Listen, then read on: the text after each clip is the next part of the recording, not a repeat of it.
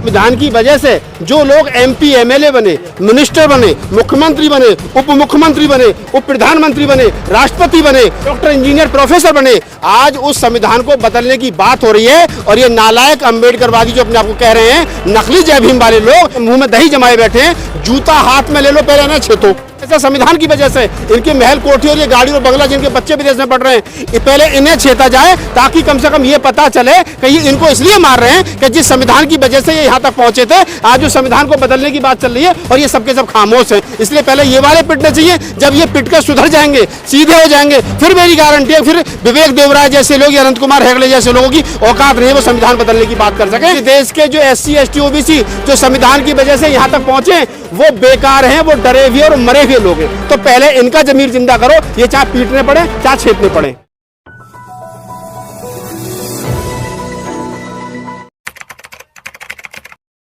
ये जितने देश के अंदर नालायक निकम्मे अम्बेडकरवादी घूम रहे हैं, जो अपने आप को अम्बेडकरवादी कह रहे हैं, वो चाहे बहुजन समाज के नेता हैं, चाहे ये 29 लाख संगठन है जिनमें 4 लाख एक्टिव हैं, इनको सबको डूब के मर जाना चाहिए। जब ये सब मर जाएंगे, हमारे 131 सांसद और 1044 विधायक, तो हमें कम से कम ये सकून मिल जाएगा कि संविधान की वजह से जो लोग MP MLA बने, मिनिस्टर बने, मुख्यमंत्री बने, उप मुख्यमंत्री बने, उप प्रधानमंत्री बने, राष्ट्रपति बने, क्या नाम है, डॉक्टर, इंजीनियर, प्रोफेसर बने, आज उस संविधान को बदलने की बात हो रही है। और ये नालायक अम्बेडकरवादी जो अपने आप को कह रहे हैं, नकली जय भीम वाले लोग खामोशी मुंह में दही जमाए बैठे हैं, जूता हाथ में ले लो, पहले ना छेतो।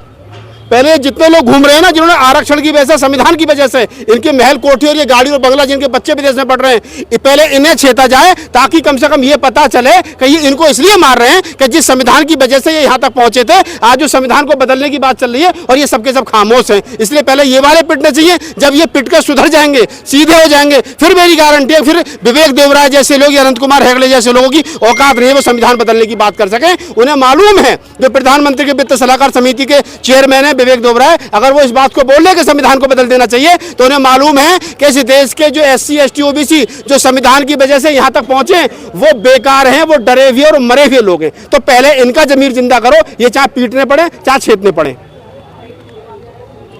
बस 131 को पीटो पहले, जो पार्लियामेंट में बैठे हैं। और कोई सवाल है? सवाल ही नहीं।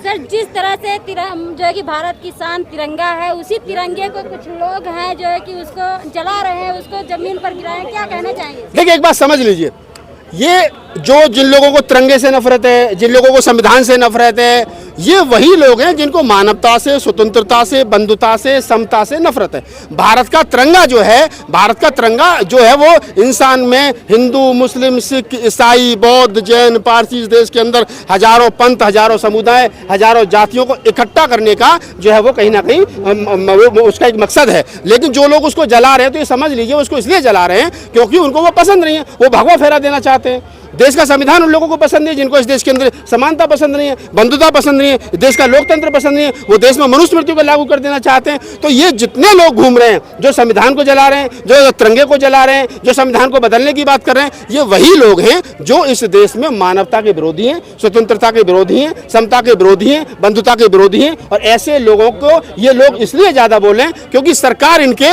माकूल चल रही है। मुल्क में जो देश में पार्टियां रूल कर रही हैं, वो पार्टियां इनके माकूल हैं। और ये कहीं ना कहीं सरकार के इशारे पर बोल रहे हैं। सरकार का हमेशा से रहा 2014 से लेकर के अब तक का, क्या वो पहले हल्का सा पत्थर मार के देखते हैं पानी में कितनी हलचल होगी, फिर चेक करते हैं, ज्यादा हलचल होती है तो फिर पीछे चले जाते हैं, नहीं हलचल होती है तो फिर आगे बढ़ जाते हैं। नहीं, 2 अप्रैल को सुन लीजिए 2 अप्रैल में जो 13 बच्चे शहीद हुए थे वो कौन थे? उनका बाप IAS था, PCS था, वो मिनिस्टर के बच्चे थे, मुख्यमंत्री के बच्चे थे, डॉक्टर, इंजीनियर के बच्चे थे। अरे वो गांव देहात में रहने वाले वो बच्चे थे जिन्होंने बाबा साहब डॉक्टर अम्बेडकर को पढ़ा और समझा, और उनको बेचारों को ना तो संवैधानिक अधिकार मिला, ना आरक्षण से कुछ लाभ मिला। वो बेचारे गांव देहात में खेती किसानी मजदूरी करने वाले लोग थे। और ये जितने लोग कोठियों में और महानगरों में आकर के बस गए बाबा साहब के आरक्षण की वजह से, ये तो उस दिन घरों से बाहर नहीं निकले। ईमानदारी की बात तो ये, इनके घर तो चंदा मांगने चले जाओ 14 अप्रैल पे तो 20 रुपए लाते हैं घिसके 4 बार में। तो आप कैसे उसको रोकोगे? देखिए, मैं आपको एक लाइन में स्पष्ट कहता हूं, देश का संविधान अगर है भी, देश का संविधान अगर जो लोग कहने का है भी, तो बता दीजिए वो कितना लागू किया उन्होंने अब तक, उसके प्रति सरकारें चल कितनी रही हैं। अगर संविधान है, संविधान बदला नहीं है, लेकिन ये भी सच्चाई है कि कितने % संविधान जो वो लागू हुआ है, ये बड़ी बात है। चलो ओवर। देवकी नंदन ठाकुर कहते हैं जवान बेटा जवान माँ के साथ ना रहे, जवान बेटा भाई के साथ ना रहे, इस पे आपका तो देवकी नंदन ठाकुर से कोई कहाँ रहने चाहिए, कोई बताए वो कहाँ रहे, वहाँ जा करके रहेंगे, जगह बताए ना कहाँ रहे। जवान बेटा जवान माँ के साथ नहीं रहेगा तो बुढ़ापे में सेवा कौन करेगा, देवकी नंदन ठाकुर। जवान बेटा जवान बहन के साथ नहीं रहेगा तो उसका देखभाल कौन करेगा, देवकी नंदन ठाकुर। आज तक ये धर्म के नाम पर जो इस SC ST OBC का शोषण करते रहे कि पहला बच्चा पैदा हो तो उसको नदी नालों में बहा दो, गंगा यमुना में बहा दो, उसको क्या नाम है दान कर दो। ये वही लोग हैं जो नहीं चाहते इस देश के अंदर हमारा जो नौजवान है वो मजबूत हो, पढ़े लिखे आगे बढ़े, महिलाएं पढ़े लिखे आगे बढ़े। ये महिला विरोधी हैं, ये संविधान विरोधी हैं, ये लोकतंत्र विरोधी हैं, ये समता बंधुता विरोधी हैं। बीजेपी नेता ने कहा कि हम 2024 में फिर से आने वाले हैं, क्या ईवीएम पर इनको कहाँ से इतना कॉन्फिडेंस मिल रहा है? 2024 में कौन आएगा कौन नहीं आएगा ये तो मैं नहीं कह सकता, लेकिन जो लोग ये कह रहे हैं कि हम 2024 में दोबारा आने वाले हैं, हमें इतना तो पता जरूर है कि ये नहीं आने वाले, चाहे कोई आ जाए।